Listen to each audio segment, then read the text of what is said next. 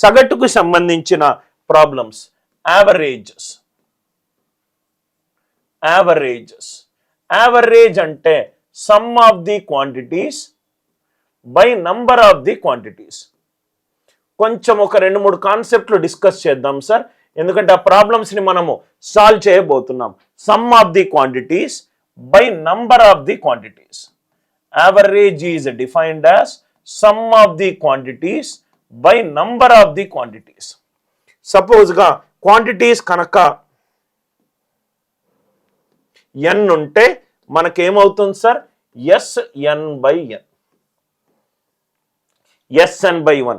నాకు క్లాసులో 4 ఉన్నారు, వాళ్ళ మార్కులు 30, 40, 50, 60. ఆ క్లాసులో సగటు మార్కులు ఎన్ని? 30, 40, 50, 60 బై ఎంతమంది ఉన్నారు క్లాసులో? 4. యావరేజ్ సగటు. Average is equivalent to some of the quantities by number of the quantities. అంటే నాకు సమ్ రావాలి అని అంటే, సమ్ ఆఫ్ ది క్వాంటిటీస్ రావాలంటే రైట్ సగటుని క్లాస్లో ఎంతమంది ఉంటే అంతమందితోటి లబ్ధం చేస్తాను. ఎంతమంది ఉంటే అంతమందితోటి లబ్ధం చేస్తాను. యావరేజ్ సగటు some of the quantities by number of the quantities. Sir మీరు ఒక క్లాసులో ఎంతమంది ఉన్నారు, వాళ్ళకు ఎన్ని మార్కులు వచ్చాయి, ఒక క్లాసు సగటు కనుక్కోవచ్చు. అదే నాకు 2 క్లాసులు ఉన్నాయనుకోండి సార్, దాన్ని మనం ఏమంటామంటే వెయిటెడ్ యావరేజ్ అని అంటాం. వెయిటెడ్ యావరేజ్ అని అంటాం. వెయిటెడ్ యావరేజ్ అని అంటాం.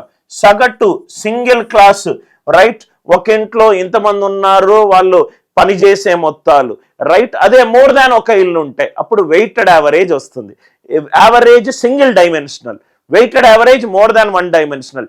10th క్లాస్ ఉంది, ఒక స్కూల్లో 3 సెక్షన్లు ఉన్నాయి, 4 సెక్షన్లు ఉన్నాయి, 5 సెక్షన్లు ఉన్నాయి.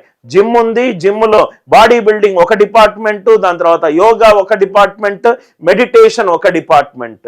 Are you all with me? అలా ఉన్నప్పుడు వెయిటెడ్ యావరేజ్ అనేది మల్టీ డైమెన్షనల్. వెయిటెడ్ యావరేజ్ సపోజ్గా నాకు ఫస్ట్ క్లాస్ ఉంది, ఆ క్లాసులో రైట్ ఎంతమంది ఉన్నారు? సపోజ్ ఫర్ ఎగ్జాంపుల్ నాకు ఇక్కడ క్లాసులో Q1 మెంబర్స్ ఉన్నారు,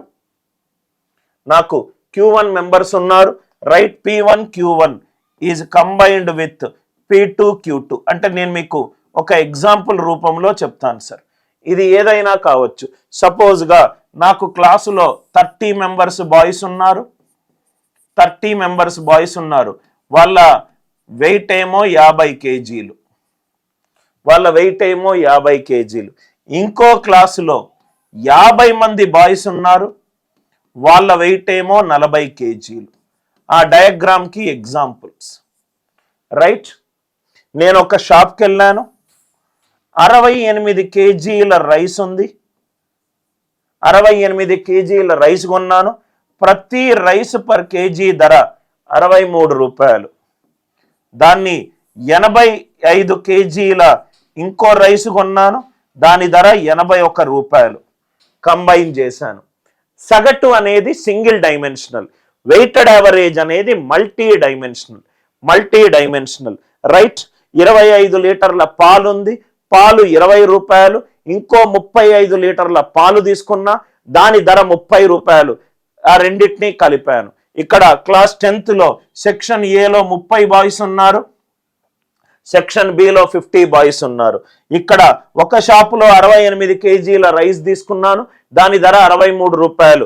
ఇంకో షాపులో 85 కేజీల రైస్ తీసుకున్నాను, రైస్ పర్ కేజీ 81 రూపాయలు. కలిపిన తర్వాత వచ్చిన సగటు ఎంత? ఈ 10th క్లాస్కి సగటు ఎంత? సో అర్థమైంది కదా sir. P1 Q1, P2 Q2 అంటే వాల్యూస్ సార్, అవి చరరాశులు కాబట్టి దాని మీద మనం వాల్యూలు ఇవ్వచ్చు. ఈ రెండు కలిపితే నాకు వచ్చే సగటు P అనేది సగటు. Average of the mixture. Average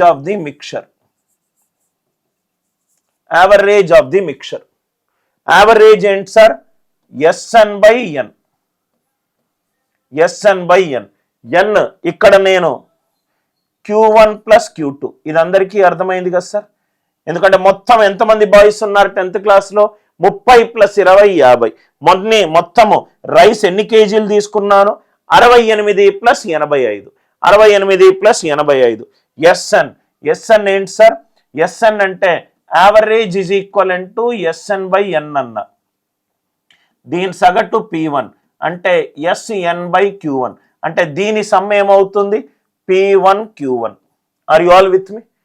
plus P2 Q2 plus P2 Q2.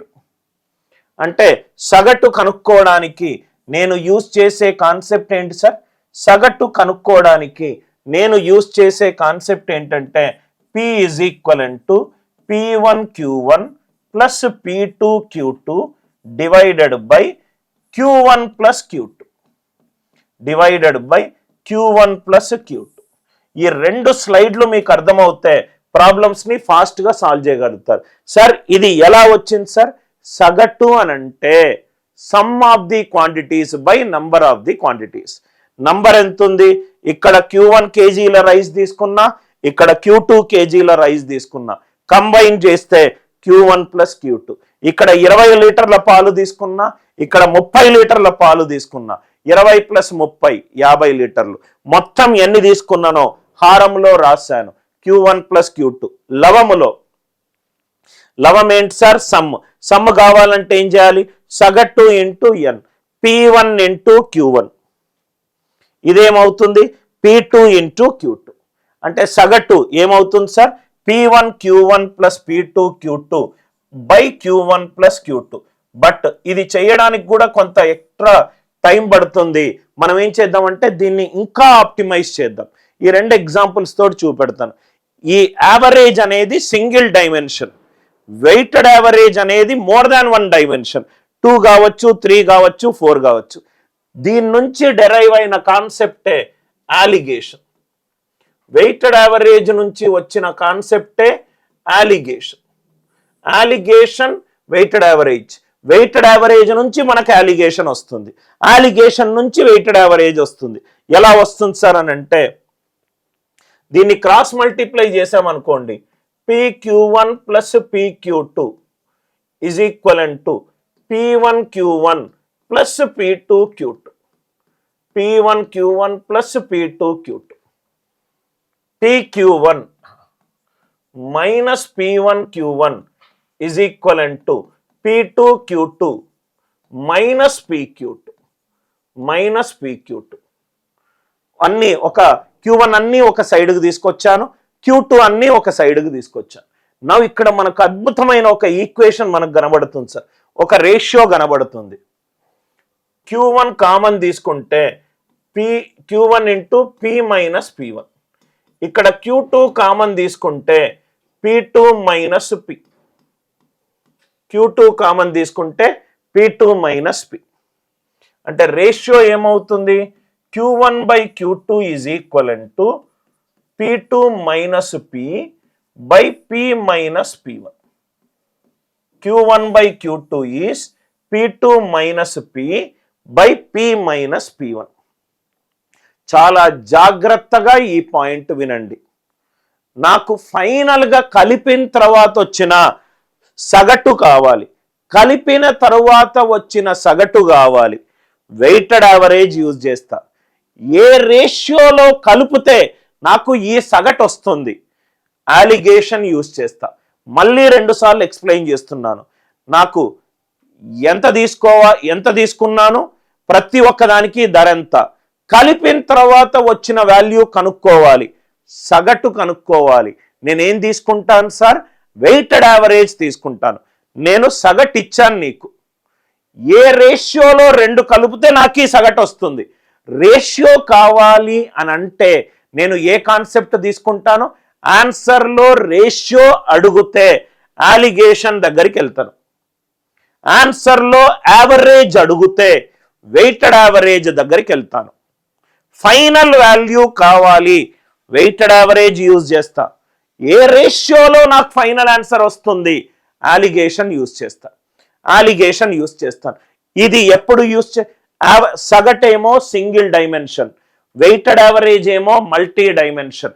ఏ రేషియోలో కంబైన్ చేస్తే నాకు సగటు వస్తుంది, అది అలిగేషన్. మొత్తం మనకు యావరేజ్, వెయిటెడ్ యావరేజ్, అలిగేషన్